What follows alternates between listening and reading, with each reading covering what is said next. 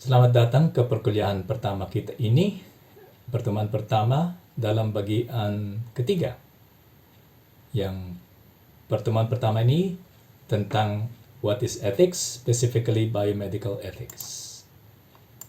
Dan di dalam bagian ketiga, karena kita membuat dua bagian dari bagian pertama di dalam slide, kan?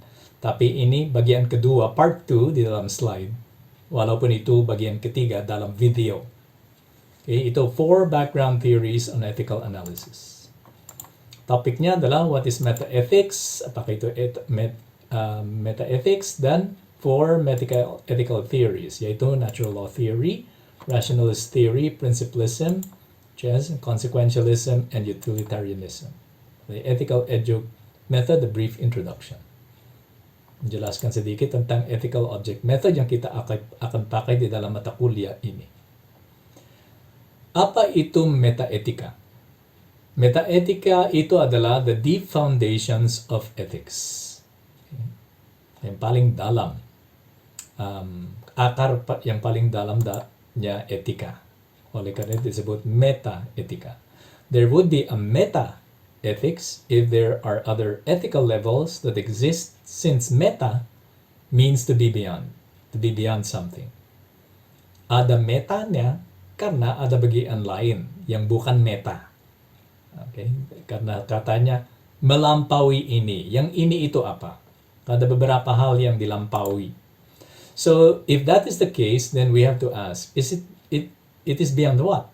Okay? Itu melampaui apa? There are 3 types of ethics from the point of view of the depth and particularity or concreteness of what is being studied. Kita melihat bermacam etika, bukan artinya kata etika, melainkan bagaimana itu dipakai, kedalamannya. Ada meta-etika yang paling dalam, normative ethics yang lebih konkret, applied ethics yang paling konkret. Okay? Marilah kita melihat itu.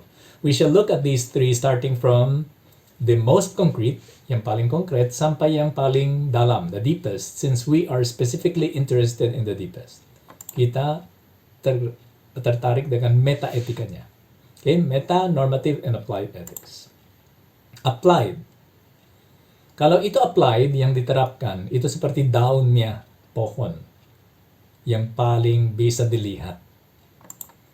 Okay? Daunnya, leaves. Immediate relevant results of analysis. Banyak kali itu dilaksanakan oleh seorang yang membaca koran dan melihat satu problem biomedis di sana dan menyebut, solusinya seperti itu. Langsung kasih solusi tanpa menyebut normanya atau kenapa dia mengatakan itu. Di level sudah langsung ke jawabannya. Itu applied ethics. Yang tahu normanya dan prinsipnya juga memakai applied ethics. Mereka menerapkan apa yang mereka tahu. Tapi bisa saja ada orang yang langsung applied ethics tanpa mengetahui normanya dan meta-etikanya. Kalau yang normative ethics itu batangnya pohon ini. Okay. Kalau lebih dalam dan itu menjadi sumbernya semua daun itu, kan? The trunk of the tree. The expressed principles used for analysis. Norma-norma, peraturan-peraturan tertentu yang dipakai untuk mengerahkan tindakannya manusia, seperti hukum. Meta-etikanya adalah konsep-konsep yang paling dasar, itu akarnya. Bukan semua orang yang melaksanakan itu, hanya yang mau menganalisanya sampai akarnya. Sehingga yang di atas itu, yang normative and applied menjadi logis, masuk akal, karena akarnya itu sudah beres. Itu roots. Where the applied principles come from. Kalau kita mau mengetahui filsafat yang ada di belakangnya, analisa etis kita. Itu ya, meta-ethicsnya. 4 meta-ethical theories. Menurut saya, yang paling dasar atau yang paling berguna bagi kita adalah 4 macam meta-etika. Yang disebut poles, saya sebut poles. Pole itu seperti North Pole, South Pole, kan? Utara dan selatan. kita berorientasi sesuai dengan utaranya dan selatannya kan. Dan selain itu ada timur dan barat. Di dalam etika ada 4 metaetika yang mengarahkan, yang menjadi pedoman bagi kita.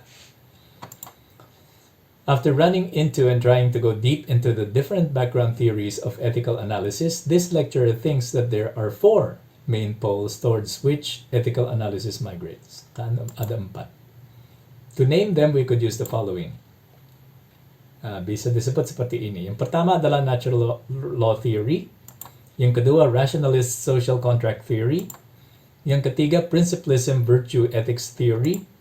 Yang keempat, consequentialist utilitarian theory.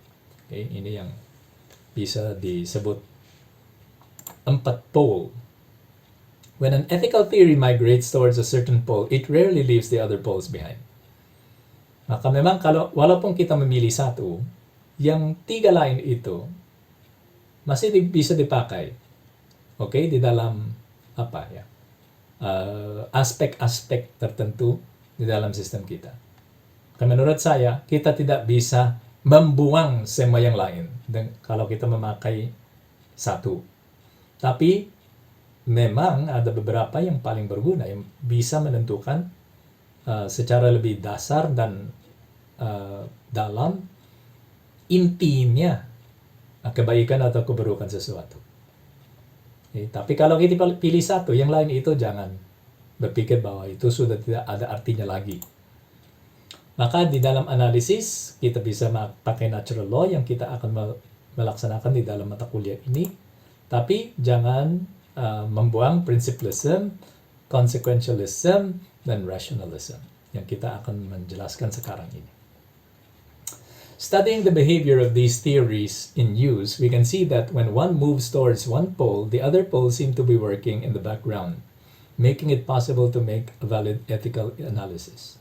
Walaupun kita memilih satu, di belakangnya, di latar belakangnya itu, yang lain itu masih ada aspek-aspeknya, bukan semuanya, tapi aspek-aspeknya masih ada.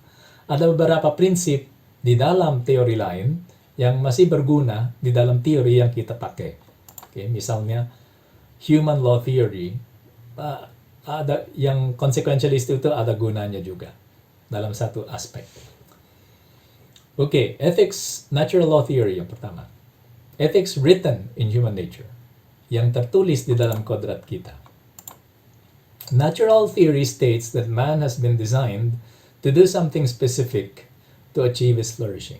Menurut teori hukum kodrat manusia, manusia ini didesain, direncanakan.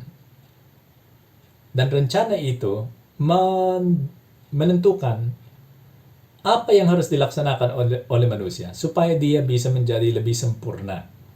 Supaya dia bisa bertindak dengan baik. According to this design, sesuai dengan design itu, which is his nature, design itu adalah kodratnya. He is supposed to do certain things to achieve that flourishing. Harus melaksanakan ini supaya dia bisa menjadi sempurna. Maka tambah kewajiban kepada manusia. Actions done in accord with this design are good. Kalau kita bertindak sesuai dengan desain itu atau kodrat itu, kita menjadi baik. Kalau tindakan itu tidak sesuai dengan desain itu tindakan yang buruk karena merusakkan manusia. Tidak membantu kita untuk menjadi lebih sempurna. Those who believe that there is a creator prefer this theory because in it man does not design himself. His design is given to him by someone else. Yang percaya kepada Tuhan Allah suka human natural law theory. Karena di dalam teori ini bukan manusia yang membuat peraturannya untuk dirinya sendiri. Yang membuat itu adalah penciptanya. Dan manusia tidak mendesain sendiri. Ada sesuatu yang mendesain dia, yaitu Allah, bukan sesuatu, seorang, atau saya kurang tahu bagaimana itu bisa disebut kan, somebody, ya, ada somebody, someone else yang membuat kita, bukan orang lain kan, but somebody. In this theory, man is called to responsibility by his creator from within man himself, since his design is embedded in his very being. Walaupun Tuhan tidak ada di depan kita secara kelihatan, tapi kodrat yang dia buat di dalam diri kita mewajibkan kita untuk bertindak sesuai dengan kodrat itu. The call for personal responsibility from within man is called conscience. Kalau itu terjadi, sesuatu yang mewajibkan kita untuk bertindak sesuai dengan ini, itu namanya hati nurani. Bagaimana kalau rationalist theory? Our mind can determine what is good and bad. Okay? Itu bukan sekedar melihat kodrat manusia atau bertindak sesuai dengan kodrat manusia, tapi pikiran kita bisa menentukan apa yang baik dan apa yang buruk. Ada beberapa cara bagaimana pikiran kita ini bisa menentukan baik dan buruk. Rationalist theory itu berasal dari mana? French Revolution desired to do away with religion and therefore together with it to do away with God the Creator. Pada waktu Revolusi Prancis, mereka mau membuang Allah. Karena menurut mereka, semua orang yang melayani Allah itu menguasai, menindas orang-orangnya. Maka mereka menolak semua orang itu termasuk agama. Mungkin itu salah, tapi itu yang mereka melaksanakan. Without the Creator, man would no longer be ruled by a design given to him by the very structure of his created being. Maka tanpa Allah, desainnya itu dari mana? Dari sendiri, atau sudah ada buatan evolusi. Ya sudah ada Creator. Without human nature as a guide, another guide has to be found in order to distinguish between what is good and what is bad. Kalau bukan kodrat manusia yang menjadi pedoman kita atas tindakan baik yang buruk, kita harus mencari pedoman lain. The French of the Enlightenment chose reason to be that guide. Menurut orang-orang Prancis pada waktu itu, pada waktu Revolusi Prancis, pedoman itu adalah akal budi sendiri. So they tore down the God of the Christians from the altars and they made the goddess reason sit in his place. Mereka mencabut Allah itu, orang-orang Kristen, dari altarnya, dari gerejanya, dan mereka menaklukkan si akal budi, Dewi akal budi. Reason was not the guide and the measure now. Reason was now, sekarang, dia pedoman dan pengukur semua yang benar dan yang baik. The people of that time insisted that the only way to get what is true and good is through the use of human reason. Maka yang menentukan baik dan benar itu adalah pikirannya manusia, bukan Allah yang tidak kelihatan menurut mereka. Although not a part of the French Enlightenment, Immanuel Kant represents what we can call the rationalist theory in ethics. Walaupun dia bukan orang Prancis dan dia tidak berpartisipasi di dalam revolusi Prancis, tapi si Kant itu alirannya adalah juga rasionalis karena dia juga menekankan intelek manusia sebagai pedoman kita. His teaching proposed that there are categorical imperatives. Menurut dia ada categorical imperatives, perintah-perintah kategorikal yang sudah ada di dalam pikiran kita, which the mind can grasp and which are the guide to correct conduct. Pikiran kita bisa melihat itu, menentukan itu, dan memakai itu sebagai pedoman perilaku kita. The task of ethics, therefore, is to have the mind discover those categorical imperatives and use them for directing human conduct. Tugasnya pikiran kita adalah melihat atau menemukan categorical imperatives itu dan memakainya untuk bertindak dengan baik. This lecturer would include the social contract theory in the rationalist category. At satu teori lagi, social contract.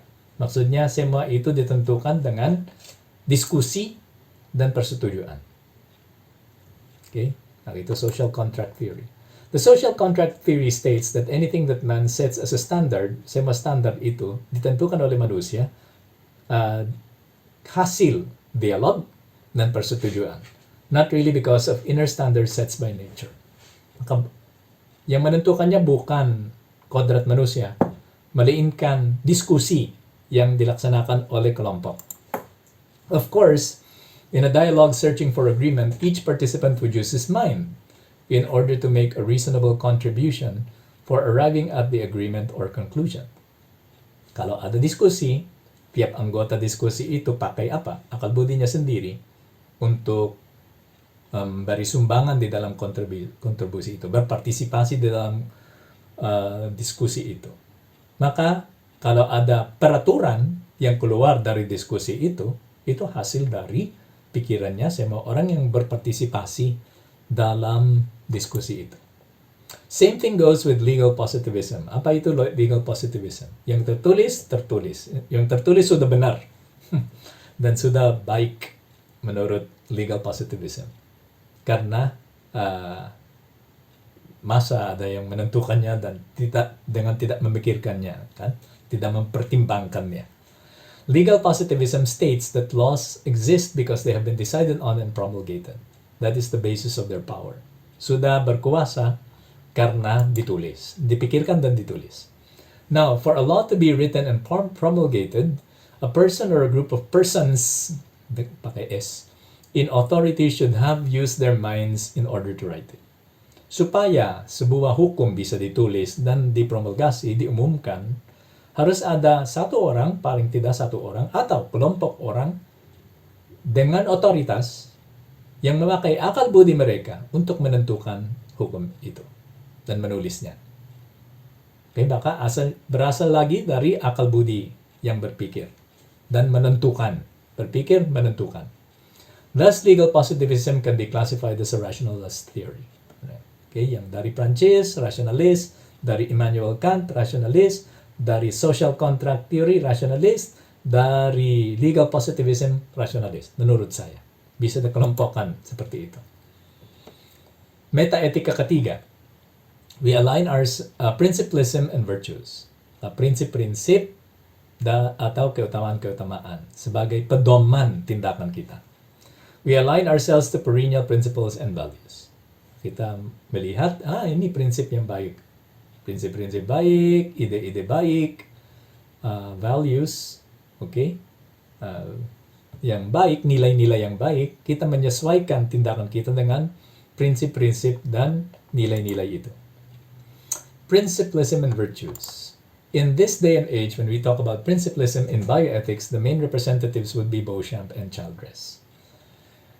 Kalau kita berbicara tentang principlism dalam bioetika, yang terkenal, Beauchamp dan Childress. Ini bukunya, ini edisi ke-7. Beauchamp and Childress established four, F-O-U-R, ito, salah ketik. 4 principles as guides for biomedical ethics.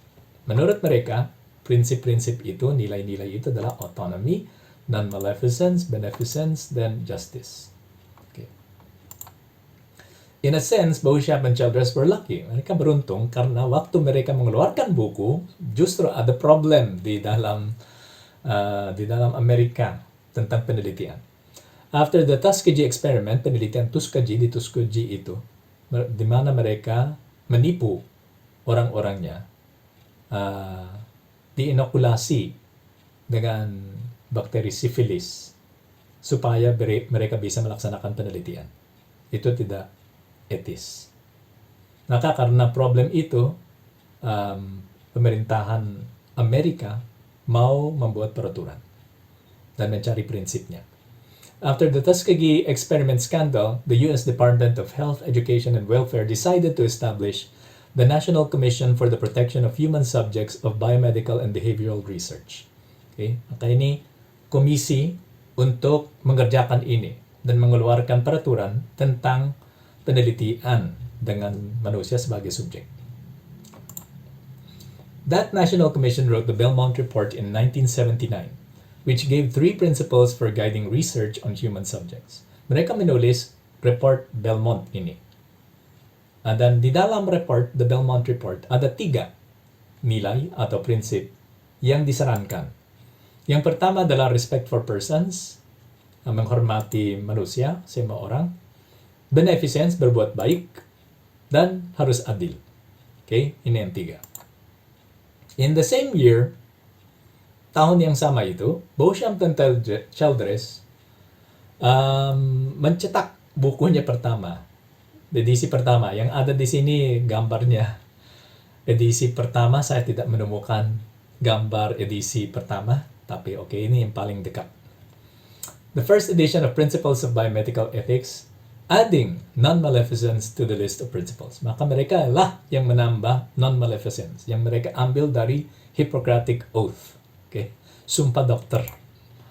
The principles, as the National Commission and Beauchamp and Childress use the word, are like standard ideals. Apakah itu prinsip menurut National Commission itu dan Beauchamp dan Childress? Itu ideal, standar, yang harus terlihat di dalam semua tindakannya manusia, khusus di dalam penelitian.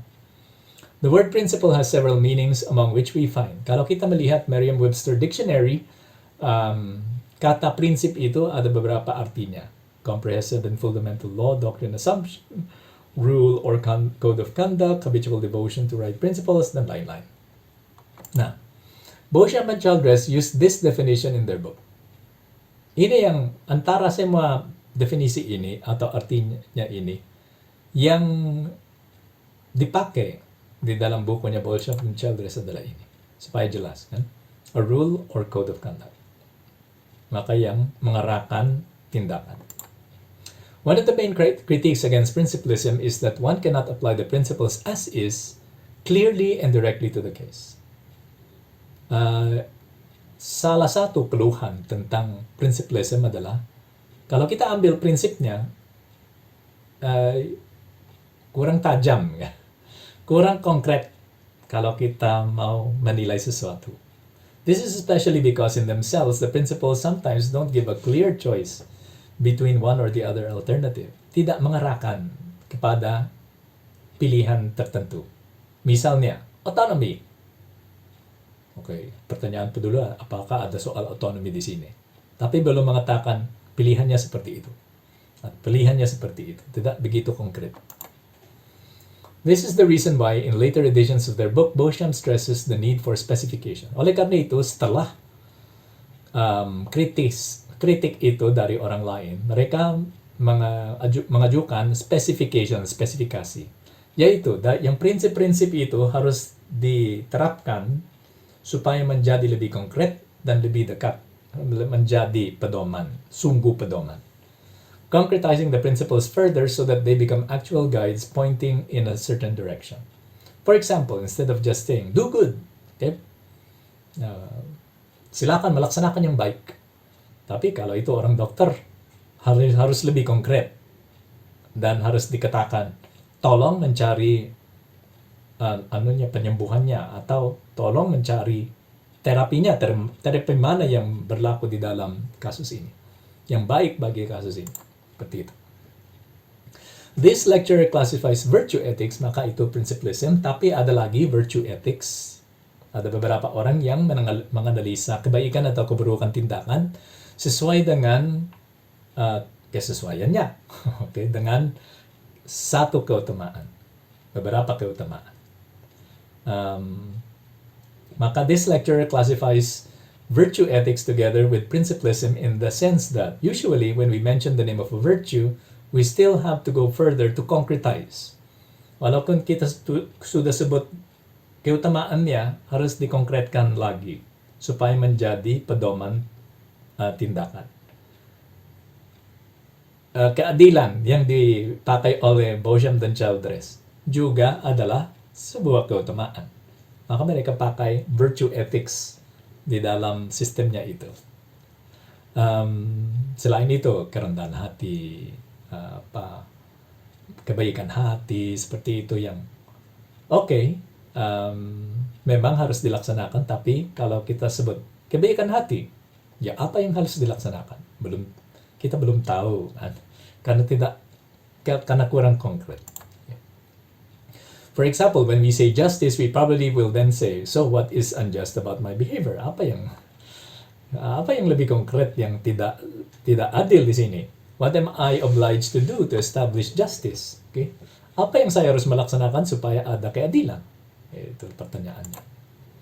The principles and virtues are, to this lecturer, like the eternal ideas of Plato floating in the heavens and calling us to do what we may act, so that we may act according to the Spirit. Jadi seperti ide-ide abadinya Plato yang ada di surga. Maka kita mau menyesuaikan tindakan kita dengan ide-ide abadi itu yang berlayang-layang di surga. Tapi mereka tidak berubah. Oke, mereka harus diturunkan ke bumi ini supaya bisa menjadi pedoman. Okay. By saying this, we do not mean to imply that the principles and virtues are not real. For us too, the principles and virtues are real, but they are not concrete enough to be direct guides of moral behavior. Dengan mengatakan itu, bukan maksud kita bahwa prinsip dan keutamaan itu bukanlah real. Mereka real, tapi kurang konkret. Itu maksudnya. Harus menjadi lebih konkret supaya bisa menjadi pedoman perilaku moral. Dan consequentialist and utilitarian. Yang keempat, the answer is found in the events of the world. Kalau kita mau menilai sesuatu, kebaikan atau keburukannya sesuatu, kita harus melihat apa yang terjadi di dalam dunia ini, di sekitarnya. Consequentialism evaluates the goodness or the evil of an action by counting the good or bad consequences of that action. Menghitung akibatnya dan mengklasifikasi beberapa akibat sebagai baik dan beberapa lagi sebagai buruk. Kalau yang baik lebih banyak, seluruh tindakan itu baik. Tapi kalau yang paling banyak adalah yang buruk, maka yang tindakan ini yang membuat sema akibat itu buruk. Seperti matematika. Historically, consequentialism is derived from utilitarianism. Dalam sejarah, consequentialism itu diambil dari utilitarianisme. Dan utilitarianisme itu apa? Menurut utilitarian, yang berguna itu yang harus dipakai. Maka kita diajak melaksanakan hanya yang berguna. Yang tidak berguna jangan melaksanakannya. When we enter a utilitarian frame of mind, we no longer ask whether action is good or bad. Tidak ditanya, apakah itu baik atau buruk. Pertanyaannya adalah, apakah ini bermanfaat atau tidak bermanfaat. In a sense, goodness is made equal to utility. Dalam sistem ini, maksudnya baik sama dengan bermanfaat. Okay? Kalau itu baik, harus bermanfaat. Kalau itu bermanfaat, itu baik. There may be some cases when the good thing may not be useful. Tapi kita harus melihat bahwa ada beberapa kasus di mana yang dirasakan baik tidak berguna. Atau yang buruk memang berguna, bermanfaat. For example, in order to solve the financial problem, prayer may be useful for some people's point of view, may not be useful from some people's point of view. Misalnya, bagi beberapa orang kalau mereka utilitarian, berdoa itu bukanlah solusi problem finansial. Karena tidak ada bermanfaatnya. Tidak bisa dihitung efeknya di luar. Mungkin di dalam, tapi kalau kita full utilitarian, tidak ada gunanya akibat di luar. Consequentialism has a strong external component, yang eksternal, since it seeks value that can be counted, karena harus dihitung, or whose importance can be measured in some way. Harus diukur, maka harus eksternal. Internal considerations might disappear. Kalau begitu, yang internal itu bisa saja tidak ada gunanya lagi.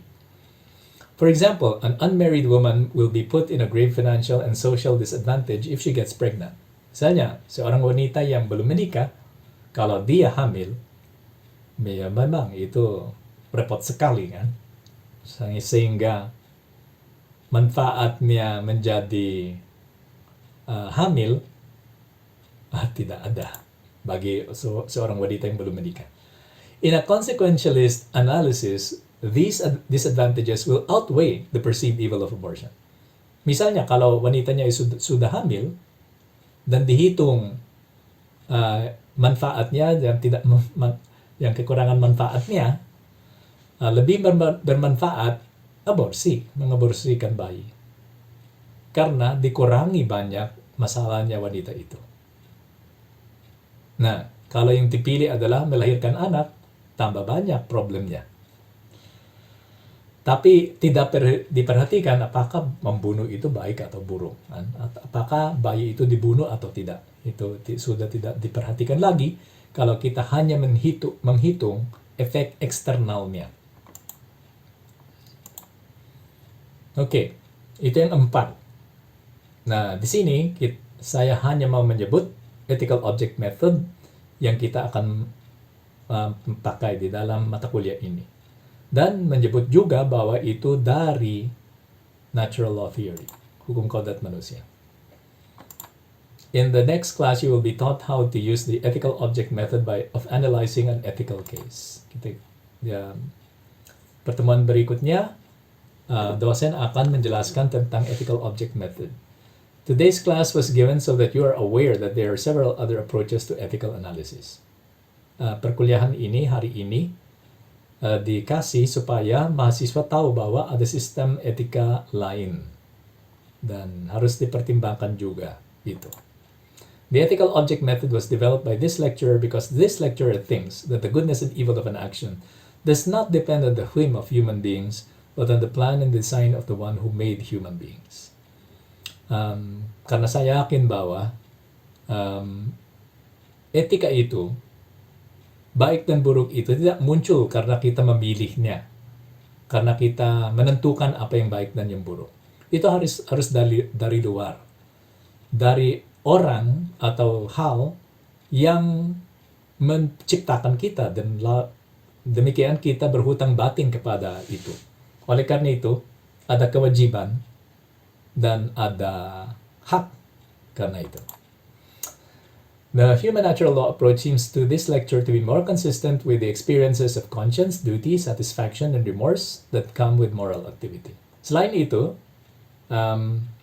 kalau kita melihat pengalaman kita tentang hati nurani, kewajiban, kepuasan yang kita merasakan kalau kita melaksanakan yang baik, penyesalan kalau kita melaksanakan yang buruk, itu lebih konsisten dengan peraturan yang dikasih kepada manusia. Bukan peraturan moral yang dibuat oleh manusia sendiri. Okay, maka lebih masuk akal menurut saya. It seems absurd that all the experience of happiness and guilt is simply based on an arbitrary determination of human reason. Tidak masuk akal mengatakan bahwa bahagia itu dan kebahagiaan itu dan penyesalan itu karena kita tidak mengikuti akal budi sendiri. Loh, kalau gitu, diubah aja peraturannya. Kalau itu berasal dari akal budi sendiri, diubah saja dan kita bahagia lagi. Kan? Tapi bukan itu yang terjadi. Walaupun kita mengubah peraturannya dari eksternal, tapi struktur yang ada di dalam diri kita tidak berubah.